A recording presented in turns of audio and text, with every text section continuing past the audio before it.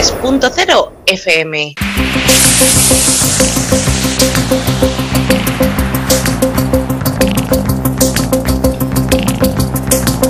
En la frontera del tiempo. Un espacio de ciencia, naturaleza y tecnología del futuro. De lunes a viernes, de 9 a 10 de la noche, a través de la 93.0 de su frecuencia modulada en cadena.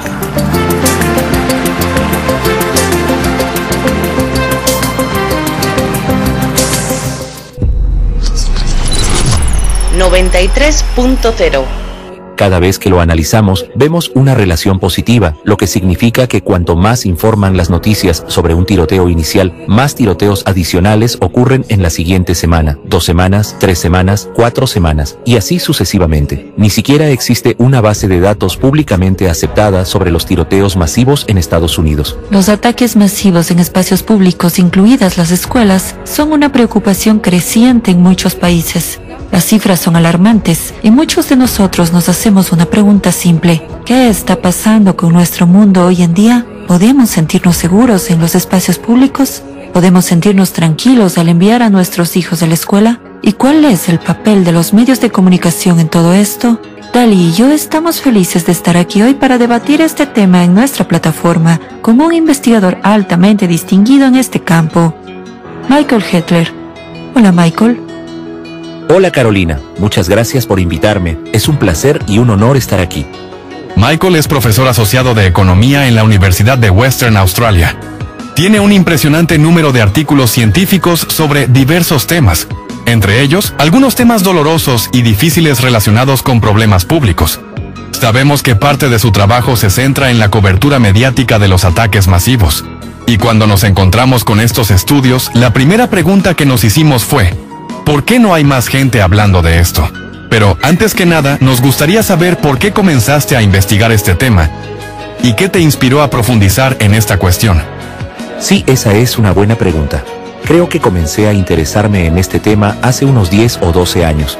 Y al igual que muchos de ustedes, probablemente me sorprendió la cobertura mediática sensacionalista que reciben muchos de estos eventos en distintos países. Viví en Estados Unidos y lo veía en las noticias allí. Soy originalmente de Alemania y también lo veo en las noticias de mi país. Lo que parecen hacer los medios de comunicación es dar constantemente a estos tiradores, a estos perpetradores, una plataforma, muestran su foto, cuentan su historia de vida, los convierten en famosos, en pocas palabras. Y la primera impresión que surge es que eso no parece estar bien. Porque sabemos, al leer los panfletos que dejan o sus escritos, que muchos de ellos quieren ser famosos. ¿Y qué hacen los medios de comunicación? Exactamente eso. Les dan la fama que buscan. Mi pensamiento fue el siguiente: soy un investigador empírico, quiero entender las realidades empíricas, lo que realmente está sucediendo en el mundo. Así que comencé a investigar sobre el tema, y para mi sorpresa, como tú mencionaste, no había realmente un análisis empírico que se hiciera la pregunta: ¿tiene esta cobertura mediática de los perpetradores alguna consecuencia? ¿Vemos más tiroteos después de esto? ¿Vemos menos? ¿O no hay ninguna relación en absoluto? Así que seguí investigando más. En psicología y ciencias políticas existen teorías sobre este fenómeno. Algunas sugieren que cuanto más cobertura y fama les damos a estos atacantes, más probable es que aparezcan imitadores, es decir, otras personas que sigan el mismo camino. Entonces traté de encontrar una forma de analizar empíricamente si esto realmente se refleja en los datos del mundo real, y eso fue lo que intenté hacer, primero por mi cuenta y luego con un coautor. Mencionaste a tu coautor, el Dr. Walker, profesor Walker. ¿Cómo se conocieron? Sí, de hecho nos conocimos en la escuela de posgrado. Hicimos nuestro doctorado en el mismo lugar y al mismo tiempo. Desde entonces hemos trabajado juntos en muchos proyectos de investigación y este fue uno de ellos, sí. Genial. También mencionaste que eres originario de Alemania. Si comparas la cobertura mediática de estos eventos en Estados Unidos con la de Alemania, ¿qué diferencias notarías? Lamentablemente este tipo de sucesos ocurren cada vez más en Europa, incluida Alemania. ¿Existe alguna diferencia en la manera en que los medios los cubren en ambos países? Esa es una muy buena pregunta, y creo que la respuesta está muy influenciada por nuestra propia percepción subjetiva de las noticias, el tipo de noticias que consumimos y cómo las interpretamos. Así que, obviamente, desde que he estado investigando este tema, miro esas noticias de manera diferente y trato activamente de encontrar artículos sobre estos temas e identificar patrones. Y creo que, en mi impresión, originalmente, Estados Unidos era más sensacionalista con su ciclo de noticias 24/7, con cadenas como CNN y Fox News, y es simplemente una repetición constante del mismo patrón informativo. Así que creo que, hace 10 o 15 años, si mirabas la cobertura de uno de esos tiroteos, a menudo tenían algunas secuencias de 12 minutos, y las repetían una y otra vez, porque es un ciclo de noticias 24/7. Y creo que muchos países europeos, digo muchos, pero los que observo más de cerca, como el Reino Unido, Alemania, Francia y quizás España, están volviéndose cada vez más sensacionalistas en su cobertura de estos eventos. Pero también han estado ocurriendo con más frecuencia, así que quizás eso también influya. Es difícil de decir. Sin embargo, ahora, en términos de grado de sensacionalismo, no creo que haya tanta diferencia entre los países occidentales que observo. De hecho, si acaso, la cobertura tiende a volverse aún más sensacionalista que antes, lo cual me parece bastante preocupante. Para nuestros espectadores que no han leído tu investigación, ¿podrías guiarnos a través de tu ensayo y tus hallazgos? ¿Y cuál fue el momento de mayor revelación? ¿Cuándo te diste cuenta de que realmente habías encontrado algo que merecía la atención del público?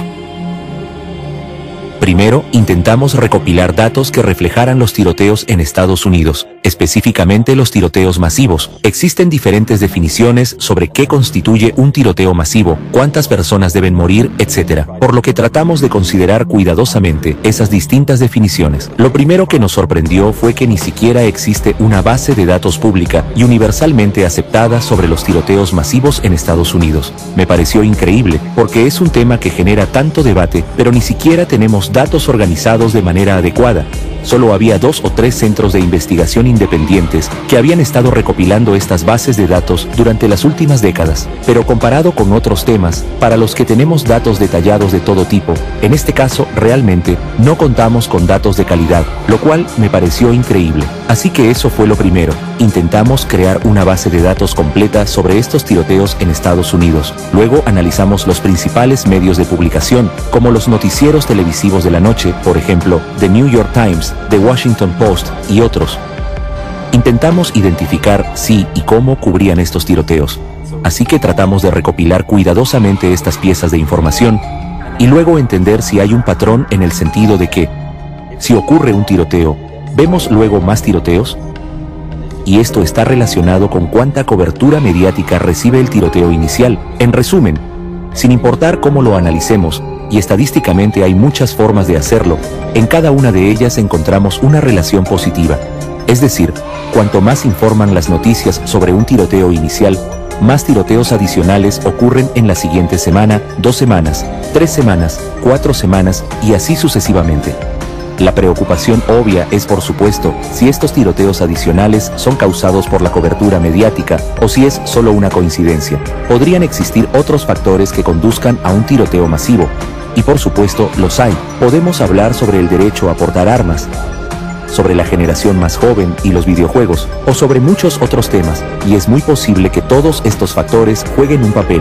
No creo que haya una sola explicación para el aumento de estos tiroteos, pero intentamos ver si hay alguna forma de identificar causalmente si el motivo por el cual ocurre otro tiroteo es la cobertura inicial de los medios. Eso es lo que intentamos probar en nuestro estudio. Utilizamos diferentes métodos estadísticos para aislar estas relaciones causales y nuevamente, todo lo que hemos hecho muestra de manera consistente el mismo patrón. Debido a la mayor cobertura mediática, se producen más tiroteos. Además, podemos cuantificarlo de manera bastante precisa y las cifras son significativas. No importa cómo se analice, la cobertura adicional que recibe el tiroteo inicial es la razón por la que vemos más de estos eventos. Creo que esto es bastante preocupante, es relevante para la formulación de políticas y deberíamos hablar más sobre ello. Esto es absolutamente preocupante. Cuando dices que deberían tomarse medidas desde el punto de vista de las políticas públicas, ¿qué tipo de acciones sugieres? ¿Cómo debería reaccionar la sociedad y cómo deberían actuar los responsables de la formulación de políticas? ¿Cuáles serían las posibles formas de evitar que este problema se propague como un incendio fuera de control? Creo que incendio fuera de control es una terminología interesante que estás usando. En cierto modo, es exactamente eso. Creo que el primer paso que me gustaría ver es un debate abierto sobre este tema entre editores de medios, periodistas y responsables de políticas públicas para tratar de comprender el problema, y sinceramente no veo que eso esté ocurriendo, lo cual es muy preocupante. Ahora, ¿cómo abordamos esto como sociedad? Hay diferentes maneras, por supuesto. No queremos poner en riesgo la libertad de prensa. No se trata de decirle a un periodista qué puede o no escribir, pero hubo un momento de revelación, como lo llamaste, Tali, para mí, y fue al comparar la cobertura de los tiroteos con la de los suicidios. En todos nuestros países, cada periodista sabe que debe escribir con mucho cuidado sobre un suicidio. ¿Por qué? Porque existe la preocupación de que se generen imitadores. Si se informa que un joven de 16 años saltó de un puente para quitarse la vida porque su novia terminó con él, ningún periodista lo escribe así, ningún periodista lo publica de esa manera. Todos los periodistas saben de inmediato que hay que ser muy cuidadosos al hablar y escribir sobre suicidios, porque podría tener efectos perjudiciales en la sociedad y llevar a que otras personas hagan lo mismo. Entonces, incluso en un mundo con libertad de prensa, existe un entendimiento entre los periodistas, un acuerdo voluntario de escribir sobre los suicidios con mucha precaución. Te desafío a encontrar un artículo sensacionalista en cualquier medio de comunicación sobre un suicidio. Generalmente nunca los hay. Realmente nunca he visto uno, y eso se debe a que existe un acuerdo y un entendimiento entre los periodistas. Escribimos sobre esto con cuidado, de manera objetiva, sin sensacionalismo. Además, en la mayoría de estos artículos, al final se incluyen líneas de ayuda para personas que están pasando por dificultades con su salud mental, entre otras recomendaciones. Mi punto es que la comunidad periodística ha encontrado una manera de abordar este tema de forma completamente voluntaria y autorregulada, sin violar la libertad de prensa. Cada periodista entiende que algunos eventos son diferentes a otros y que debemos ser cuidadosos al informar sobre ellos. No estoy diciendo que debamos aplicar exactamente el mismo enfoque a los tiroteos públicos, pero creo que es un excelente punto de partida para que los periodistas comprendan que deben abordar estos eventos de manera diferente. Deben darse cuenta de que informar sobre estos sucesos de una determinada manera puede tener consecuencias negativas en la sociedad, a diferencia de otros eventos. Creo que este sería un buen punto de inicio. A partir de ahí, podríamos avanzar de manera constructiva y ver qué soluciones pueden surgir desde distintos ámbitos: los responsables de políticas públicas, los editores de medios, la sociedad en general e incluso las empresas. Ese es el punto de partida que me gustaría ver. Desde ahí creo que podríamos encontrar soluciones como sociedades para abordar este problema, pero en este momento no veo nada de eso, y eso es lo que me preocupa profundamente. Entonces, cuando hablas de sensacionalismo, ¿a qué te refieres exactamente? ¿Cómo se diferencia de una cobertura normal? ¿Y qué ves de perjudicial en la forma en que se presentan estos eventos? ¿Hay un punto de partida en el que puedas identificar que todo esto comenzó a escalar drásticamente? Bueno, esas son preguntas realmente interesantes. Identificar un punto exacto donde todo esto escaló es difícil. Creo que hemos visto un aumento del sensacionalismo en la cobertura de noticias en muchos ámbitos, no solo en los tiroteos, sino en muchos otros temas. Esto tiene que ver con la evolución de los medios en los últimos 20 años, lo cual en parte ha contribuido a este fenómeno. Sin embargo, hubo momentos concretos en los que se inició un debate serio sobre este tema. Creo que hace unos 7 u 8 años, Le Monde en Francia anunció públicamente que ya no publicaría fotos de los atacantes ni mencionaría sus nombres. Esto está en línea con una rama de la investigación en psicología que sugiere que, si mostramos sus fotos y sus nombres, les damos la fama que buscan. Le Monde dijo: está bien, eliminemos eso, porque realmente no es de interés público. A menos que el atacante siga prófugo y sea necesario publicar su imagen para que la gente lo reconozca. Si el atacante ha sido capturado o ha muerto, no hay ningún valor informativo en mostrar su rostro. Tal vez me interese como espectador, porque quiero saber más sobre la historia, pero desde una perspectiva informativa, no aporta nada útil.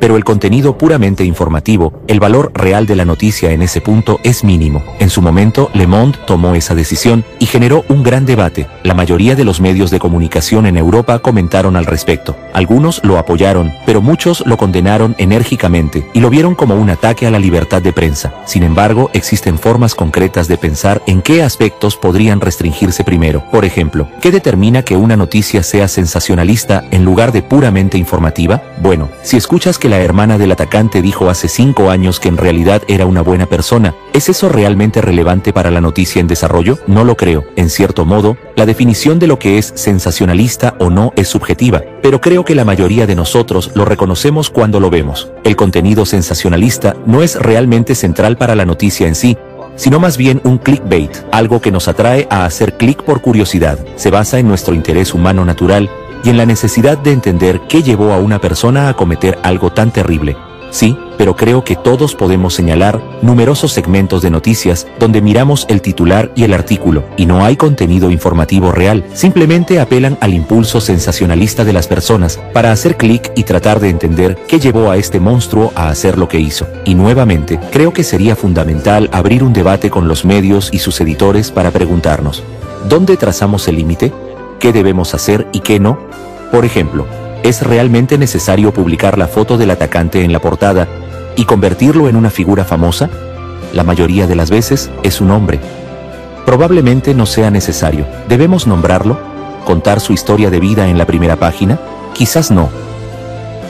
Así que, afortunadamente, no hemos tenido muchos tiroteos masivos recientemente. Una de las razones que sugieren muchos investigadores es que el control de armas aquí es mucho más estricto. Pero no estoy seguro de hasta qué punto eso es cierto, ya que no es mi área de especialización para debatirlo.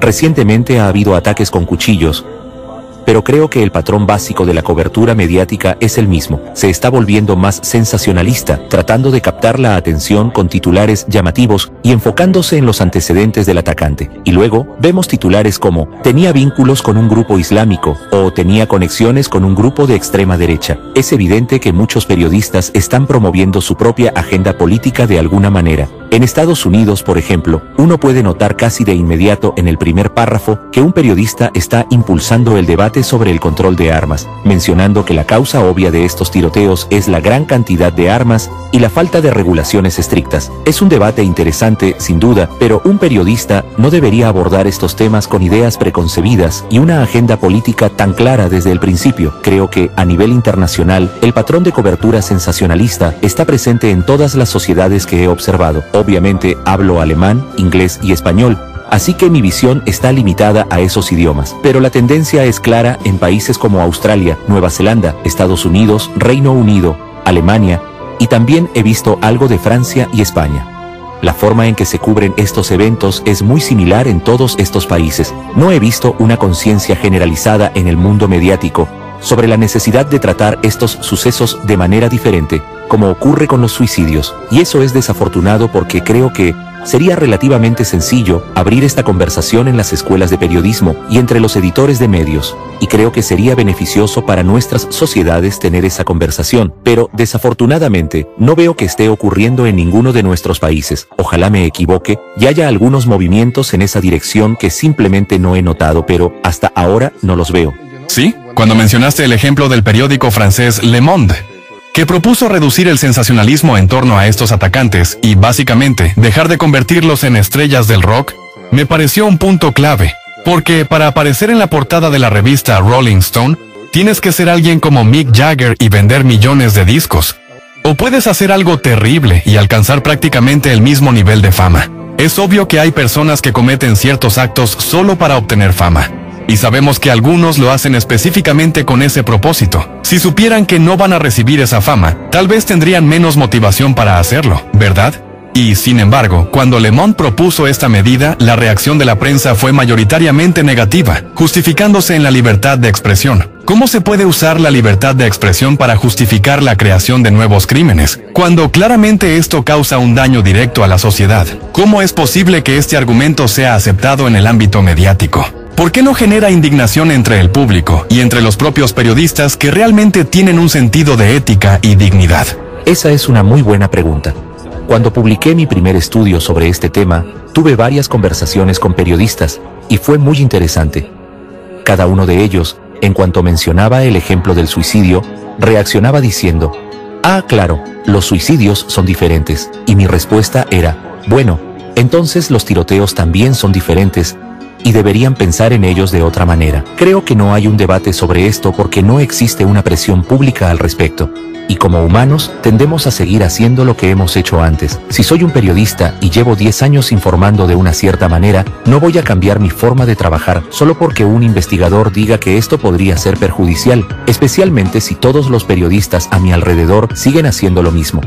Si soy el único periódico que deja de hacerlo, probablemente mi equipo piense que seremos castigados por nuestros lectores. Si es una cadena de televisión, podrían temer perder audiencia. Por eso, creo que tiene que haber suficiente presión pública para que los editores de medios reaccionen y busquen una manera de abordar este problema dentro de los límites de la libertad de expresión. Y usar el ejemplo del suicidio es, creo, la mejor manera de ilustrar este punto, porque es un tema en el que entendemos de inmediato que la forma en que se informa es crucial. La evidencia empírica y teórica que tenemos sobre los tiroteos masivos apunta con mucha fuerza a que esta teoría es cierta. Cuanto más se informa sobre ellos, más tiroteos ocurren como consecuencia directa. De hecho, si alguien duda de esto, y algunos periodistas suelen decir, oh, ustedes, los estadísticos, manipulan los números, los invito a mirar los escritos que han dejado atrás muchos de estos atacantes. Algunos de ellos dicen explícitamente, cuantas más personas mate, más atención recibiré.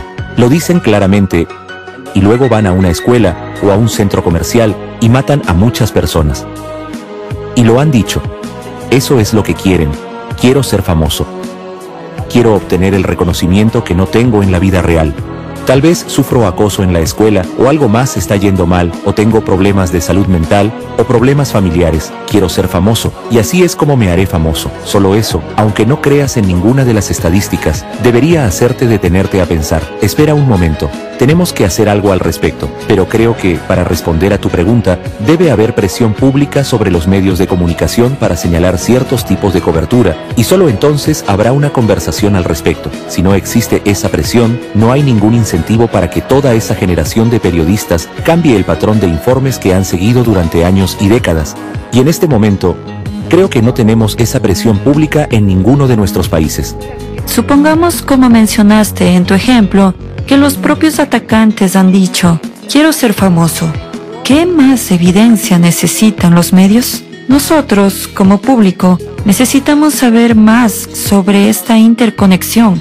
Así que mi pregunta es, ¿cómo fue la cobertura mediática de los resultados de tu investigación? Esa es una buena pregunta. Hubo diferentes tipos de periodistas. Algunos realmente querían entender mejor el tema, y sentí que en algunas conversaciones el intercambio fue bastante constructivo. Dijeron cosas como, oh, esto es algo en lo que deberíamos pensar. Ahora, si realmente cambiaron su enfoque en los siguientes 3, 6 o 12 meses, no lo sé. Pero otros fueron muy defensivos, con comentarios como, ah, claro, con estadísticas puedes demostrar cualquier cosa que quieras, y cosas por el estilo. Recuerdo particularmente a un periodista que se sorprendió mucho con los hallazgos, y me preguntó directamente, ¿entonces crees que nosotros causamos muertes? Y le respondí, de hecho, sí. Están causando muertes. Inmediatamente la reacción fue, pero la libertad de expresión, ahora estás poniendo la culpa en mí en lugar de en el atacante. Por supuesto, el atacante es responsable. Eso ni siquiera es un tema de debate, pero los periodistas tienen poder. Si tengo la oportunidad de escribir en The New York Times, tengo poder, y eso es algo evidente en todos los ámbitos. En parte está bien, pero con el poder viene la responsabilidad. Eso significa que es necesario reflexionar, y como dijiste, si la cantidad de evidencia es tan contundente y muestra que cierto tipo de cobertura tiene consecuencias muy negativas en nuestra sociedad, entonces creo que es tu responsabilidad reaccionar, tomar eso en cuenta y pensar en cómo podrías hacerlo mejor. En ese sentido, en los últimos años, me he sentido bastante decepcionado con los periodistas y con el hecho de que nada ha cambiado. De hecho, si algo ha empeorado es la cobertura sensacionalista. Y sí, es una buena pregunta cuestionarse por dónde empezar y cómo hacer que esto avance. Creo que la presión pública sobre los periodistas y señalar cuando se ve claramente una cobertura sensacionalista de un evento como este es importante. Absolutamente cierto, estamos de acuerdo contigo. Y el propósito de estas entrevistas es precisamente atraer la atención de las personas sobre la responsabilidad de consumir y compartir información. Porque en nombre del sensacionalismo y la búsqueda de fama, los atacantes quieren reconocimiento y los periodistas que los utilizan para crear historias sensacionalistas también buscan fama. De alguna manera, no solo están contribuyendo a generar más tiroteos, sino que también están impulsados por el mismo motivo. Y, por supuesto, cuando se los señala directamente, reaccionan de manera muy a la defensiva, porque saben que están haciendo algo socialmente peligroso y violento al provocar más violencia en la sociedad. Y, por otro lado, los periodistas decentes que no son propagandistas, que no tienen una agenda como dijiste al principio. Algunos usan este tema para impulsar ciertas agendas políticas, como prohibir la segunda enmienda o restringir el derecho a portar armas. Y, disculpa, si miramos los países con las leyes de armas más estrictas, hemos visto el ataque a Shinzo Abe en Japón, por ejemplo, donde hay una de las regulaciones más estrictas. También hemos visto tiroteos en escuelas y ataques con cuchillos en países de Europa Central y Occidental, donde no se pueden obtener armas fácilmente. Y luego, países como los Países Bajos, hablé con una persona que se jactaba diciendo, soy de los Países Bajos, aquí nunca hemos tenido tiroteos. Todo lo que tuve que hacer fue buscar en Google ataques con cuchillos en escuelas de los Países Bajos. ¿Y acaso no es exactamente lo mismo? ¿Cuál es la diferencia? Básicamente son los mismos ataques, con un número de víctimas igualmente alto. He visto esto en Europa del Este, especialmente con el auge de las redes sociales a principios de los años 2000. Cuando empezaron a aparecer clubes de fans no de Backstreet Boys, NSYNC o Britney Spears, sino del movimiento de Columbine.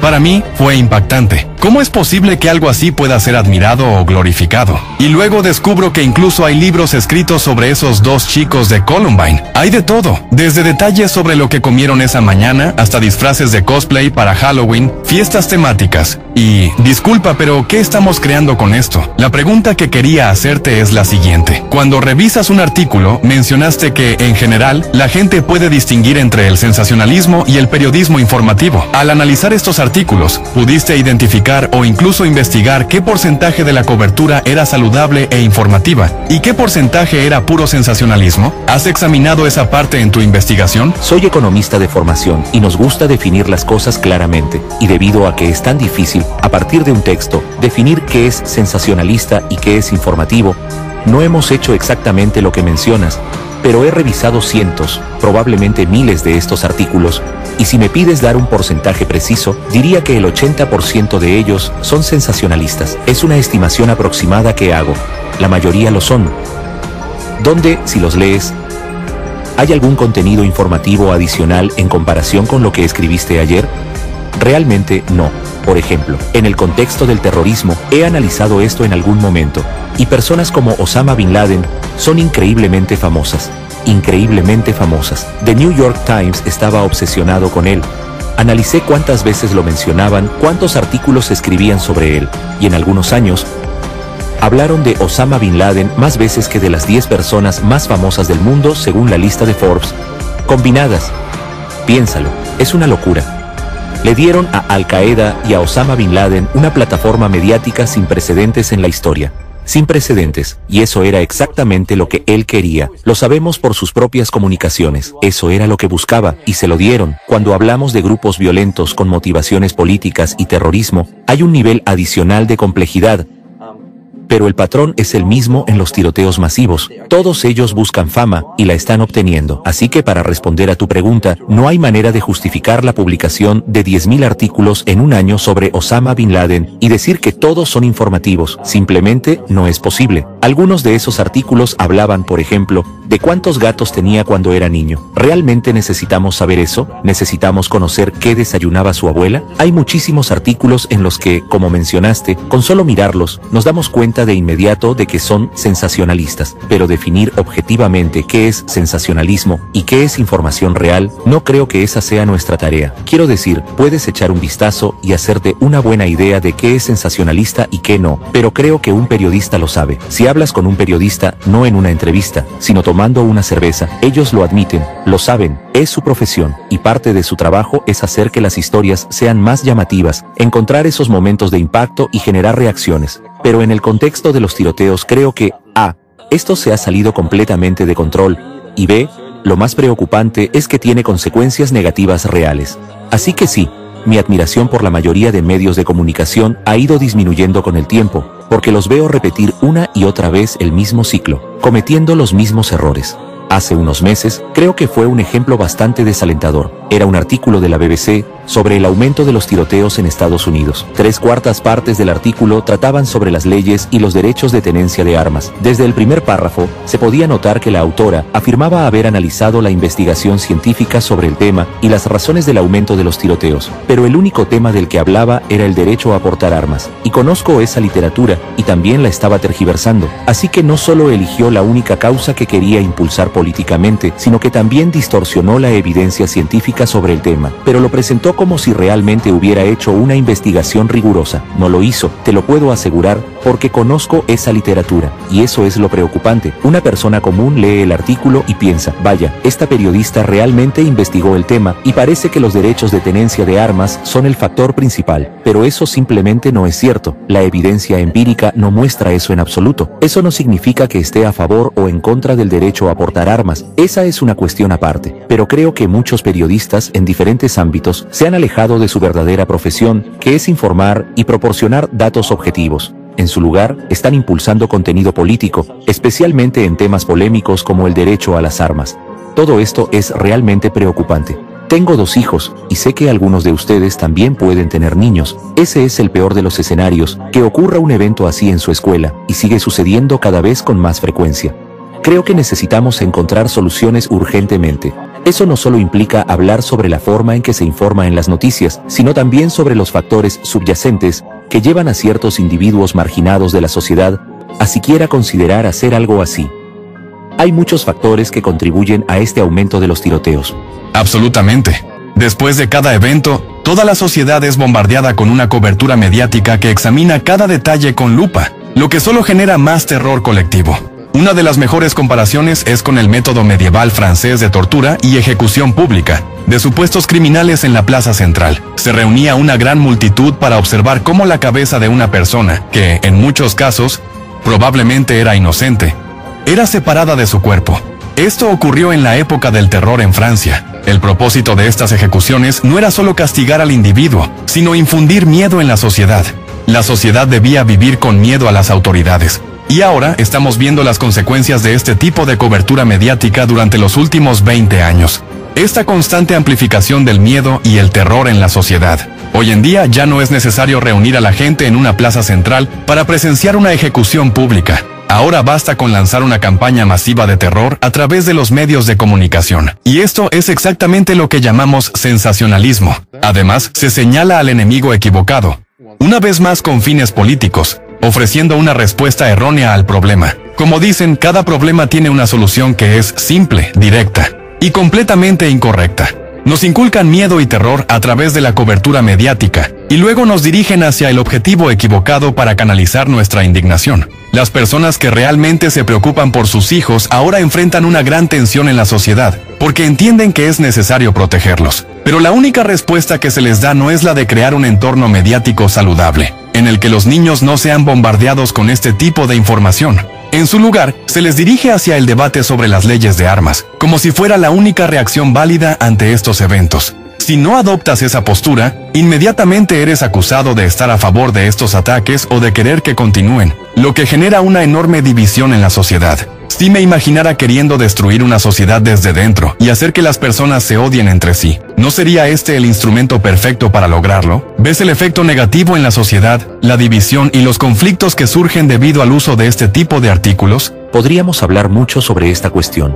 Una de las observaciones que he notado es que muchos de estos temas se han politizado tanto que la reacción tiene que ser emocional. Si no apoyo el control de armas, entonces automáticamente significa que no quiero proteger a los niños. Se convierte en un debate puramente emocional, cuando en realidad deberíamos tener una discusión racional. Aquí está el problema. El número de tiroteos, ataques con cuchillos y actos de violencia pública está aumentando. ¿Cómo podemos enfrentarlo? Bien, ¿qué dice la evidencia científica? Probablemente haya 3, 4 o 5 factores potenciales que podrían estar influyendo, y es posible que sea una combinación de varios de ellos. Puede que algunos factores influyan más que otros, puede que haya factores que aún no conocemos, pero no creo que tengamos una plataforma científica y constructiva para debatir este tema de manera racional, un espacio donde podamos reunir ideas y analizarlas con seriedad. Tal vez los derechos de tenencia de armas jueguen un papel, no lo sé. La evidencia empírica sobre esto no es muy sólida, pero eso no significa que no sea un factor. Podríamos poner todas estas cuestiones sobre la mesa, debatir qué se puede hacer en cada ámbito, analizar dónde tenemos evidencia empírica, cuán fuerte es esa evidencia y qué conclusiones podemos sacar. Pero no lo estamos haciendo. En su lugar, seguimos con argumentos emocionales. Necesitamos más control de armas, necesitamos más armas o cualquier otra postura que se ajuste a la agenda política de cada uno. Deberíamos tener una base racional para hablar sobre posibles soluciones a estos problemas. Estos eventos son extremadamente emocionales, por lo que es difícil dejar de lado la emoción al discutir soluciones políticas. Ese es el primer desafío. La otra perspectiva, que encontré increíblemente reveladora, proviene de un sociólogo de los años 70. Lo que él sugirió fue lo siguiente. Tomemos un ejemplo. Cuando eras adolescente, ¿alguna vez pusiste un chicle debajo de tu escritorio en la escuela? Tal vez lo hiciste. ¿Por qué lo hiciste? Bueno, porque los otros niños también lo hacían. Cuando yo estaba en la escuela secundaria, probablemente el 50% de los estudiantes lo hacía en algún momento. Entonces, ¿por qué ahora ya no lo hacemos? Si le preguntas a un adolescente ahora, te dirá que es asqueroso, repugnante y lo peor que alguien podría hacer. ¿Por qué? Porque nadie lo hace. El punto que quería demostrar ese investigador es que ciertas acciones, incluso algo tan insignificante como poner un chicle debajo del escritorio, las percibimos como viables dependiendo de cuántas personas a nuestro alrededor las estén haciendo. Y la preocupación con los tiroteos masivos es que, cuanto más los hacemos públicos, cuanto más los debatimos, cuanto más mostramos, miren a este atacante, miren a aquel, miren a todos ellos, más se convierte en una opción viable para quienes están al borde de cometer algo así.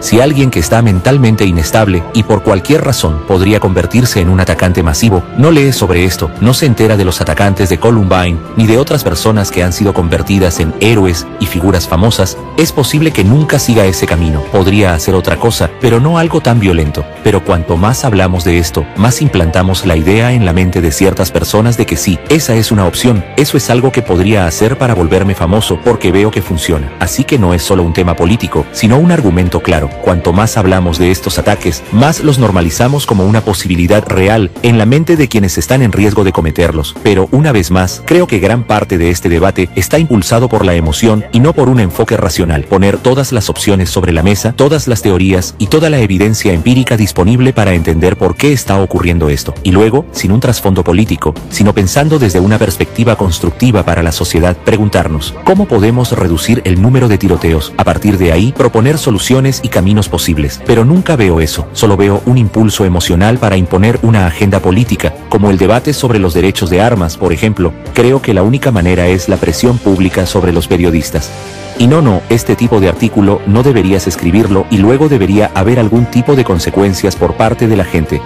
Tal vez boicotear un medio de comunicación, no lo sé, pero creo que si hay un grupo que se une y de alguna manera moviliza la acción pública, creo que esa es la mejor manera de generar presión sobre los periodistas para hacerlos repensar, porque no creo que sea tan difícil para ellos hacerlo. Pero en este momento no veo una voluntad política por parte de los periodistas para hacer eso, hasta donde puedo ver. Absolutamente. Y hemos visto esto en temas sensibles. Cuando la gente comienza, ya sabes, a hablar sobre ciertos puntos sensibles en las redes sociales, crea una gran demanda social por ciertas cosas, y luego los medios de comunicación tienen que reaccionar. De lo contrario, la gente se irá, cancelará sus suscripciones, y eso es todo. Y esa es la mejor manera democrática, capitalista de influir en las cosas. Te unes y votas con tus dólares, libras o cualquier moneda, euros, lo que sea. Y esa es la mejor manera. Pero para hacer eso debe haber algún tipo de evidencia, ¿verdad? Y encontramos tu investigación y simplemente nos quedamos asombrados.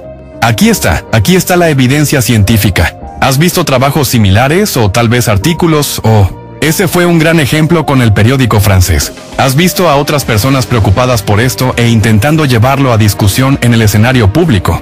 Vi una reacción aquí en Australia. Hablé con un par de periodistas y me dieron un ejemplo que es muy específico de Australia y que encontré interesante.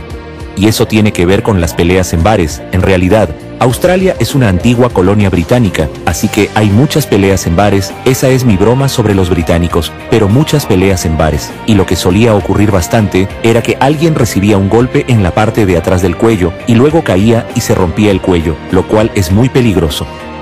Y de hecho, eso sucedía con bastante frecuencia en el pasado, y lo que generalmente se solía llamar era, creo, un king hit, lo cual suena, ya sabes, king hit suena muy majestuoso y de alguna manera da la sensación de que es algo honorable de hacer, pero no lo es en absoluto. Es como si dos personas se pelean y te atacan por detrás. Eso es bastante cobarde. Así que, de hecho, dos periodistas me dijeron, eran reporteros de radio, tenían programas de radio, y simplemente cambiaron el nombre de eso. Ya no lo llamaban King Hit, sino que lo llamaban, creo, golpe de cobarde. Y su punto era, y estaban convencidos de que tenía un efecto, que la gente lo hacía menos porque ahora tenía un nombre que no era nada elegante ni majestuoso, sino que era más bien un golpe de cobarde, ¿verdad? Y sugirieron que solo el lenguaje que usamos sobre los tiradores, como los llamamos, podría tener un gran impacto, y su evidencia, por supuesto, es muy anecdótica, en el sentido de que ven a su audiencia y les gusta ver lo que pueden ver. No hay realmente evidencia científica, pero me pareció bastante interesante. Así que su sugerencia no era necesariamente sobre la frecuencia y cuánto hablamos de ellos, sino cómo hablamos de ellos. Y en lugar de elevarlos y convertirlos en una figura temible, sugirieron ridiculizarlos. No he visto eso en otros países, en otros contextos, pero eso no significa que no exista. Tal vez simplemente no lo haya visto, pero esa es otra manera de pensarlo. ¿Qué tipo de influencia y reputación le damos a un tirador?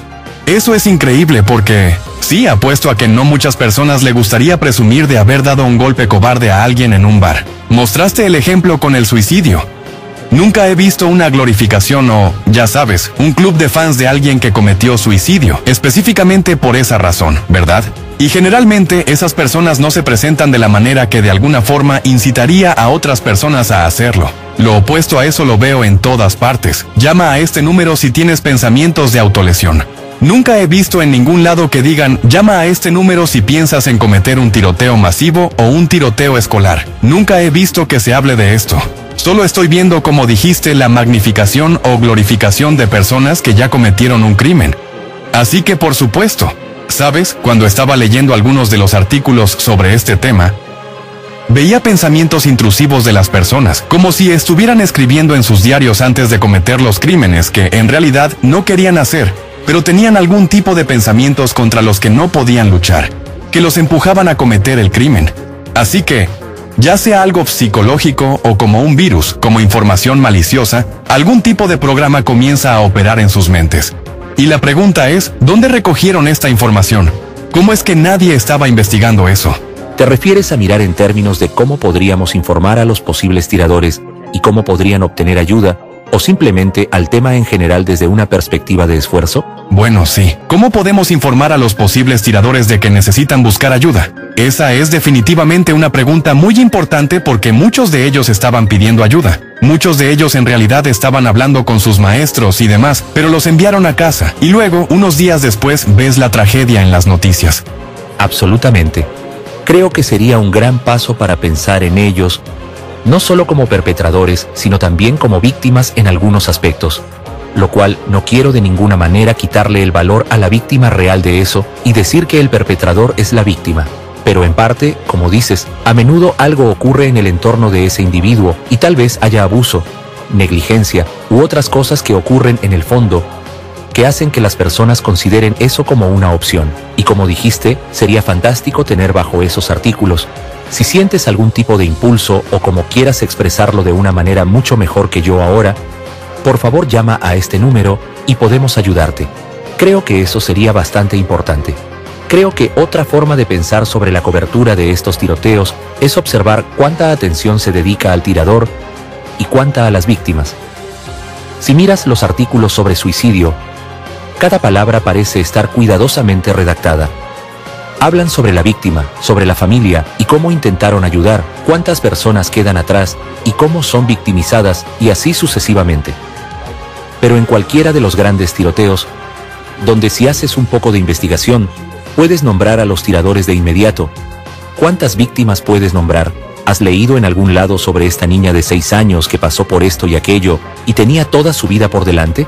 Nunca hablamos de eso en las noticias, solo hablamos del perpetrador, solo del tirador. Así que una forma de pensar sobre esto es la cantidad de cobertura, pero también lo que se cubre. Es el 90% o más sobre el tirador. Y eso de una manera que glorifica, como dijiste, de una manera como, Dios mío, mira lo que hizo esa persona, en lugar de intentar entender cómo esa persona potencialmente se enfermó, entre comillas, mentalmente para hacer eso, y cómo podríamos prevenirlo, y cómo podríamos, como dijiste, es una gran idea decir, si tienes tales pensamientos, aquí tienes una línea de ayuda anónima, o aquí es donde puedes buscar ayuda sin ser arrestado inmediatamente. Pero creo que tienes razón. Si miras las entradas de diarios o las publicaciones en redes sociales de muchos de ellos, algunos anunciaron en los días o semanas previas que querían salir y hacer esto, o algunos enviaron señales muy claras de ayuda, quiero ayuda, y eso no se escucha. Así que necesitamos mejorar en identificar esas señales también y luego, de una manera constructiva, tratar de ayudar a esa persona en lugar de demonizarlos y ponerlos en un rincón. Así que creo que ese también es un gran enfoque. Y nuevamente, eso es algo de lo que deberíamos hablar junto con los responsables políticos, con los investigadores, con los ejecutivos de medios, con los periodistas, para unirnos y ver cómo podemos informar mejor sobre ese tema, y esto podría ser parte de ello. Es una gran idea. Y muchos de ellos en realidad sobreviven. Algunos por supuesto se suicidan, algunos son baleados, pero muchos sobreviven.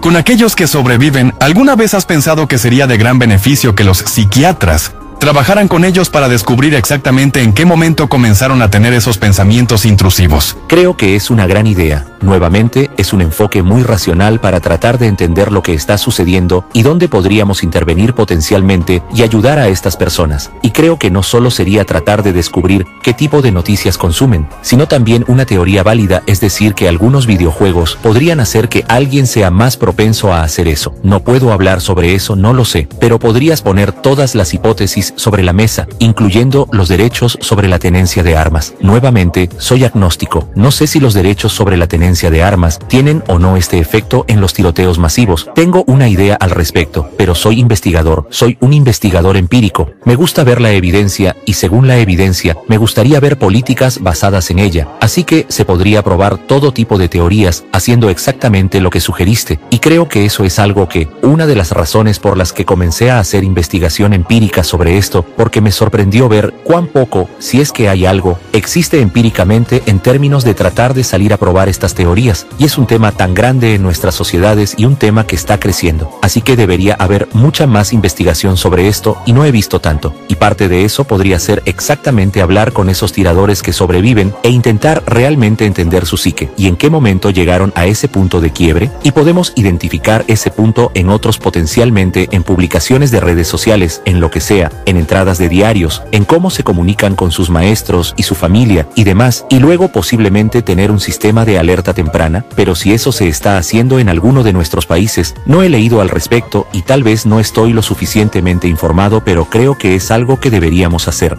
Y solo un hecho que las personas que generalmente pueden respaldar su posición con datos, utilizan datos empíricos. Pero las personas que tienen una agenda política y no tienen datos tan sólidos, intentan usar declaraciones emocionales para desactivar el pensamiento racional de la audiencia, porque los temas emocionales, especialmente los relacionados con los niños, siempre lo logran.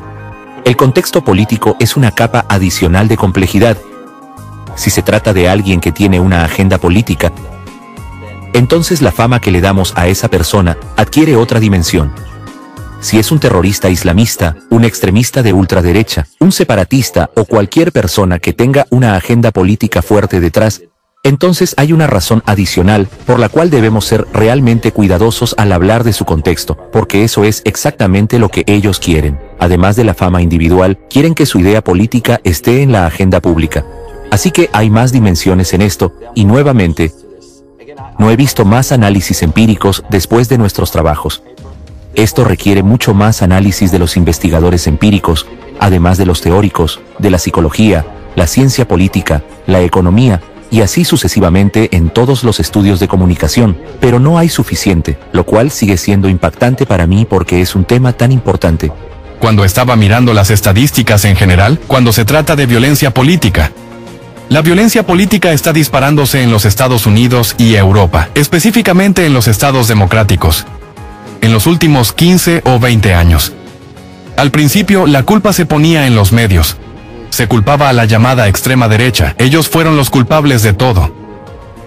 Pero luego, los datos, como dijiste, los datos empíricos muestran otras cosas. Que la extrema derecha, incluyendo el AfD en Alemania, están siendo atacados ellos mismos, con una intensidad mucho mayor que nunca antes, por la extrema izquierda o por otros. Así que la violencia está aumentando en todos los espectros. Y con eso lo que estamos viendo es que, en el caso de los tiroteos escolares, estamos viendo glorificación, mientras que en el caso de los políticos, estamos viendo cada vez más demonización.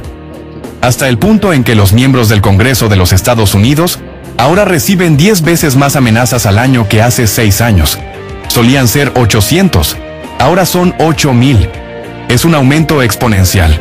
¿Has notado también similitudes con la manera en que la atención de la sociedad está siendo aumentada por cosas negativas? Incluso diría que muy fatalistas, como si esta persona se queda como primer ministro de nuestro país, o si esta persona llega a ser presidente, la democracia terminará para siempre. Este tipo de cosas claramente influyen en las personas que, como mencionaste antes, están al borde de cometer algo malo, básicamente justificando que hagan esa mala acción. Y sabes, el primer ministro de Eslovaquia, después del atentado a Donald Trump, dijo: bueno, ese es el mismo esquema. Si alguien quería que alguien hiciera algo así en los Estados Unidos, solo tenían que leer los medios eslovacos y copiar y pegar eso en los medios estadounidenses. Lo cual básicamente ocurrió porque se utilizaron palabras muy similares. Y lo mismo ocurrió en Japón. Por cierto, un hecho muy interesante es que en Japón Shinzo Abe fue asesinado por una persona que había visitado sitios web con cierta información sobre la Iglesia de la Unificación. Y según él, Shinzo Abe estaba apoyando un culto maligno. Así que, por esa razón, debía ser eliminado. Esa fue la justificación. En Eslovaquia fue la demonización del presidente Fico porque, de nuevo, con lo mismo, decían que él pertenecía aparentemente a los enemigos de toda la democracia y a algún tipo de culto político. Y luego miramos a los Estados Unidos.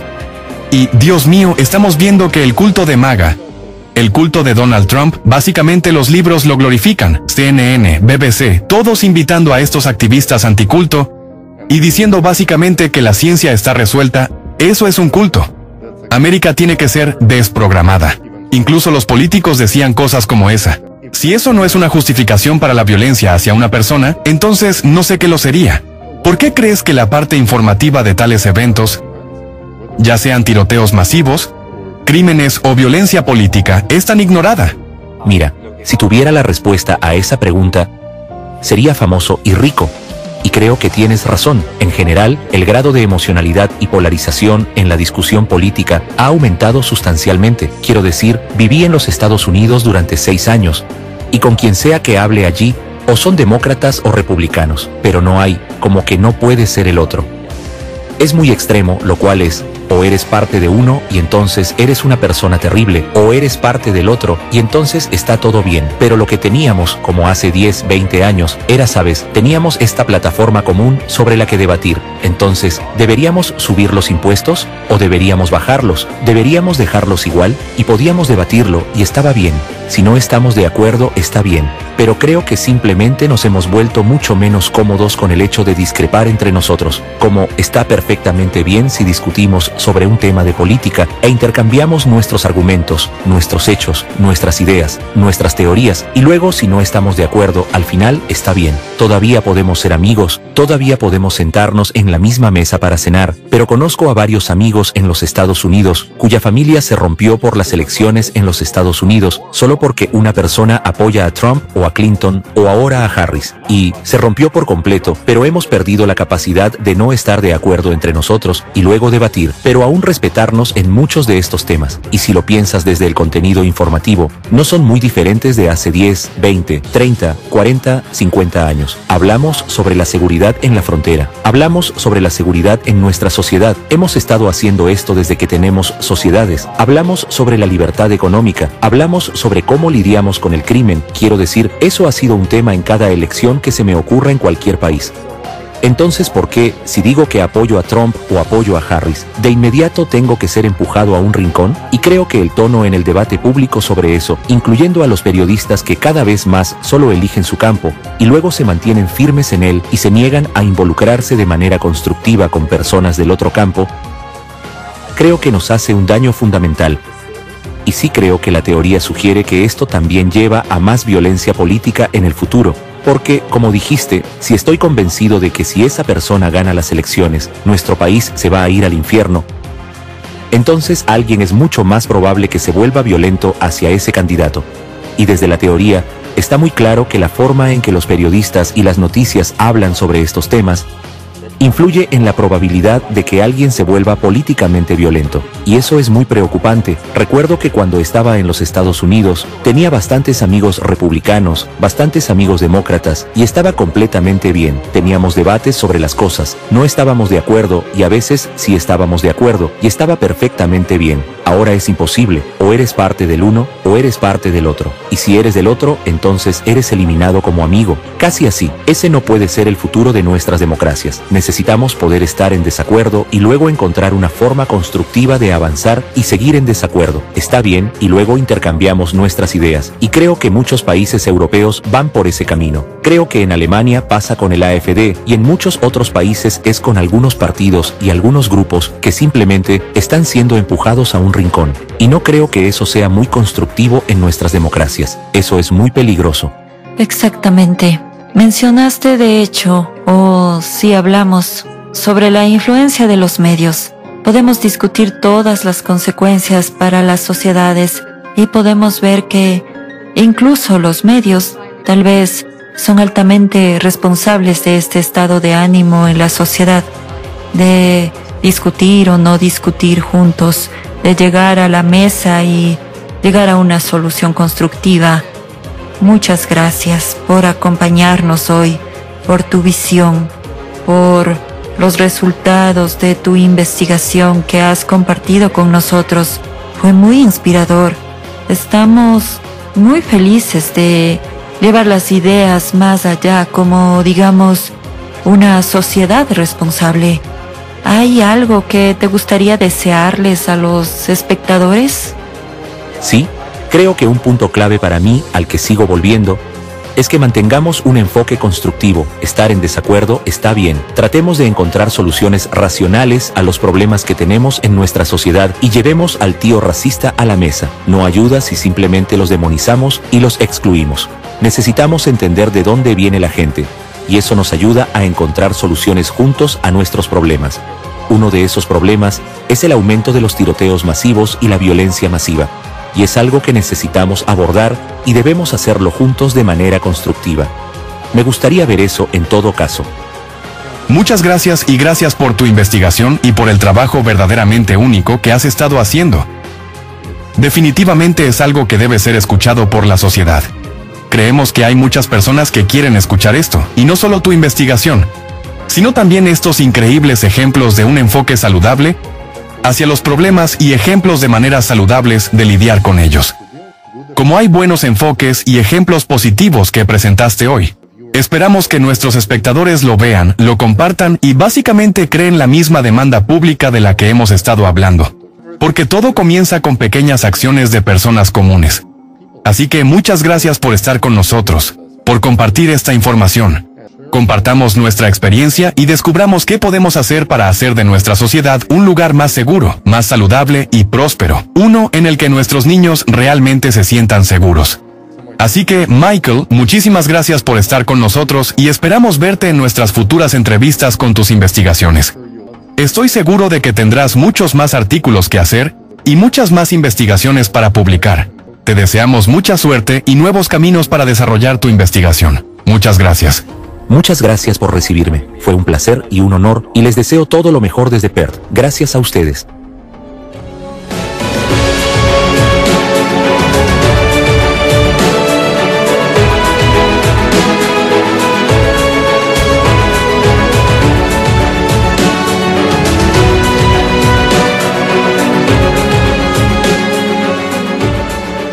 $93.0.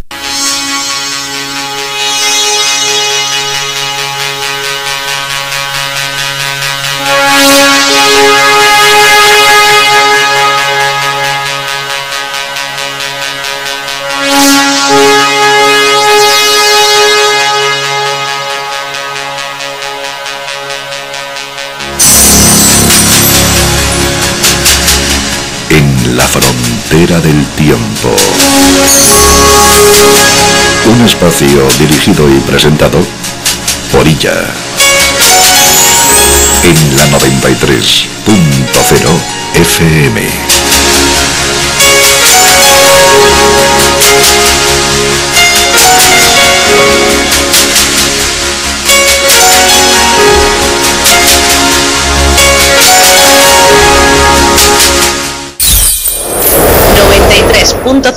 FM.